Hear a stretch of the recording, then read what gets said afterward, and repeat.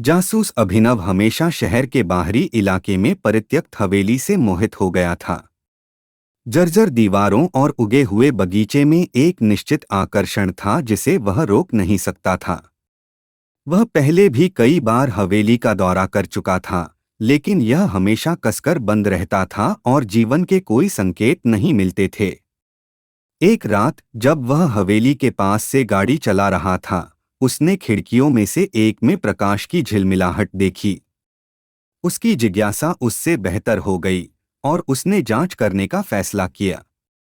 उसने अपनी कार सड़क के किनारे खड़ी कर दी और मुख्य द्वार की ओर बढ़ गया। उसके आश्चर्य करने के लिए दरवाजा अज़र था। वह एक पल के लिए झिझका, लेकिन उसकी सहजता ने उसे काबू कर लिया और उसने दरवाजा खोल दिया। ईंटों के एक टन की तरह उसे सड़ने की गंध आ रही थी।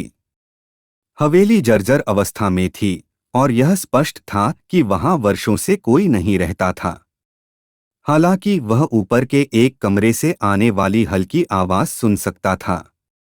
वह धीरे धीरे चरमराती सीढ़ियां चढ़ता गया और शोर के स्रोत तक पहुंच गया। दरवाजा बंद था, लेकिन अंदर से दबीदबी आवाजें आ रही थीं। उसने दरवाजे पर कान लगाया और ध्यान से सुनने लगा।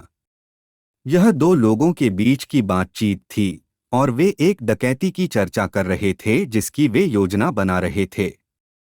वे एक बैंक को लूटने जा रहे थे और सभी विवरणों पर काम कर रहे थे।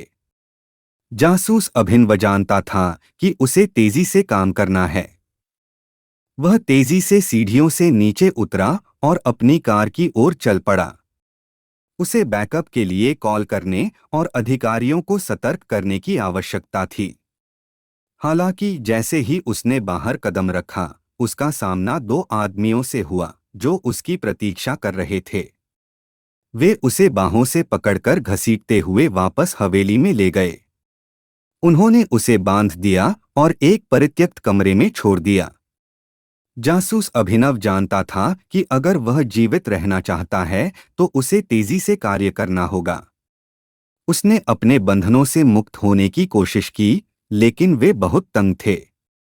उसने बचने के लिए जिस चीज का इस्तेमाल किया, उसकी तलाशी ली। तभी उसकी नज़र दीवार से चिपकी एक जंग लगी कील पर पड़ी। वह अपने आप को उसके करीब लाने में कामयाब रहा और रस्सियों को उसके खिलाफ रगड़ना शुरू कर दिया। कुछ देर की मशक्कत के बाद वह खुद को छुड़ाने में सफल रहा। वह जल्दी से उस कमरे में वापस चला गया जहां उसने डकैती की योजना के बारे में सुना था।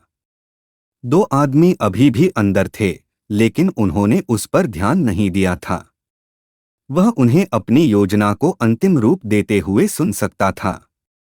जासूस अभिनव जानता था कि अगर वह उन्हें इस कृत्य में पकड़ना चाहता है तो उसे तेजी से कार्य करना होगा। वह कमरे में घुस गया और बंदूक की नोक पर उन्हें पकड़ लिया।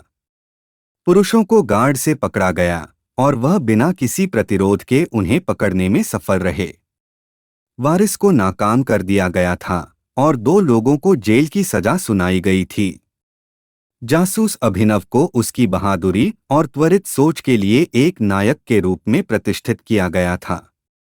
हालांकि इस घटना ने उस पर एक छाप छोड़ी थी। उसे हमेशा विश्वास था कि वह किसी भी स्थिति को संभाल सकता है, लेकिन उस रात की घटनाओं ने उसे दिखा दिया था कि वह गलत था। उसने अपनी जिज्ञासा को अपने से बेहतर होने दिया था और इसने लगभग उसकी जान ले ली थी। इस घटना ने उन्हें एक मूल्यवान सबक सिखाया था। वह जानता था कि उसे भविष्य में और अधिक सतर्क रहना होगा और अपने गार्ड को कभी कम नहीं होने देना चाहिए। यह एक कठोर स्मरण था कि दुनिया खतरों से भरी थी और यह उसके ऊपर था कि वह निर्दोषों को उन लोगों से बचाए जो उन्हें नुकसान पहुंचाना चाहते हैं।